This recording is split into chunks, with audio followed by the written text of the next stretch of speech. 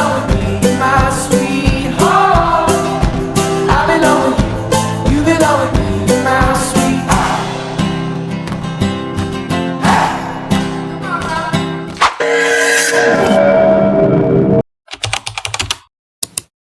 For today's mini vlog, umagang-umaga pa lang, like 4 AM, gising na tayo para mag-prepare ng mga baon at mga gagamitin dito sa dialysis session nga ni Papa. So early morning, dito tayo, and then after that, nung ready na si Papa, andito tayo ngayon sa Move It! Nag-book tayo ng Move It papunta nga dito sa panonoorin natin ng PVL o Premier Volleyball League, kung saan susuportahan natin ang ating team na Creamline Cool Smashers.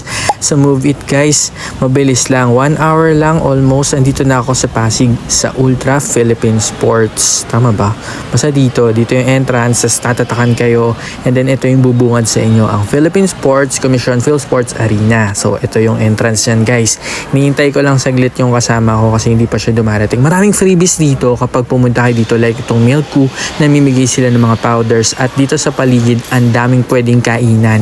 Mga mura-mura lang dito sa lugar na to compared dun sa MOA Arena. So pagdating ko, may naglalaro na. Ito nga si Kuya, may nagbebenta rin sa loob. Pero guys, ang mahal ng tinda niya. Pero kung tinatamad kayong lumabas, which is madali lang naman, pwede na kayong bumili sa kanya.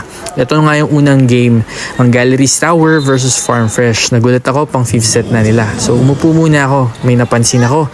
Dito sa upuan namin, ang dumi-dumi. Ano ba naman yan guys? Pwede naman nating itapon sa tamang tapunan, di ba? Ay, naku naman talaga. Anyway, dumating na si Belle. Bumili muna kami ng paborito naming ice Spanish latte. Dito nga sa binibilhan niya ng kape. Tapos, bumili rin siya ng nachos with toppings. Ito na kami. At inintay ko lang yung mga orders ni Belle. Babalik na kami doon sa upuan. Ipapakita ko sa kanya yung mga dumi para matuwa siya. Clear, filtered, and natural-looking skin. Pasok yan dito sa Perfume Desserts Tinted Moisturizer in shade of Milk Tea London. It is a tinted moisturizer with SPF 15. Available in 3 shades. Buy na! Maaga pa nga lang ay buhay na tayo. Pati si Belle ay maaga pa lang ay nasa trabaho na, kaya naman kailangan natin ng pampaboost ng ating dugo. Tumunog na nga ang hudyat at mag-uumpisa na ang laro. Ang papanoorin natin ay ang laban ng Creamline Cool Smashers versus Cherry Tigo Crossovers. Paano nga ba nakakakuha ng ticket dito para sa mga nagtatanong sa ating comment sections? Well, meron silang website. Ililink ko na lang sa comment section o sa description box. Doon pwede kayong bumili. May pila minsan, no? Pero ang bili guys, dala-dalawang ticket lamang. Kaya naman, ito si Belle, lagi akong binibilan dahil ako yung +1 niya sa pagbili niya ng ticket. Ganun din yung iba ko mga kaibigan, dala-dalawa rin ang bili nila. Kasi nga, wala ka naman atang choice. Tapos, kung maluwag naman, pwede kayong bumili sa entrance. Yun guys. So, i-check nyo muna online kung meron pa mga tickets. Kapag meron pang tickets, pwede kayong mag-walk-in. Doon kasi sa online, pwede na kayong magbayad online. May charge nga lang. Tapos, pwede kayong mamili agad ng seats ninyo. Available siya dun sa baba, sa lower, at sa upper. Ganun!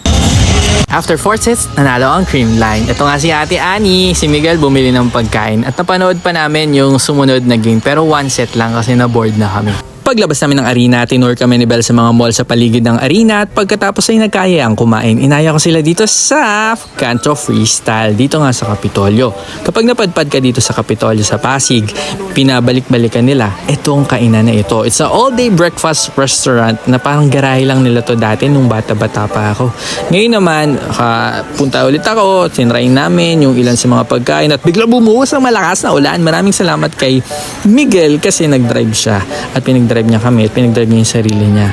Nag-drive siya. So, nandito na kami. Hindi ako mababasa kasi hindi ako nagdala ng motor at kotse. Yehey! Maraming salamat, Miguel. At yun nga, pay as you order pag order dito, at maraming salamat kay Ate Annie na libre siya. Kung hindi dahil sa'yo, lagi tayong gutom. Buti na lang, lagi ka rin gutom. Yay! Amen. So, tinry namin yung ilan sa mga pagkain. Ito, huwag nyo itry. Tapos ito, masarap. Ito rin, masarap yung chicken nila. Tapos masarap yung mga bulad nila dito. Masasarap naman yung mga pagkain. Huwag nyo lang bilhin yung binili ko kasi sabi corn beef, pero nako, pero masarap naman. Sabi nga nila, kung yung ang mahal mo iniingat-ingatan, pwedeng mawala yung pang mga gamit na pinapabayaan lang, so mag-ingat kayo. After that ay umuwi na ako, sumakay ako tricycle pa uwi ng bahay, at maraming salamat sa panonood.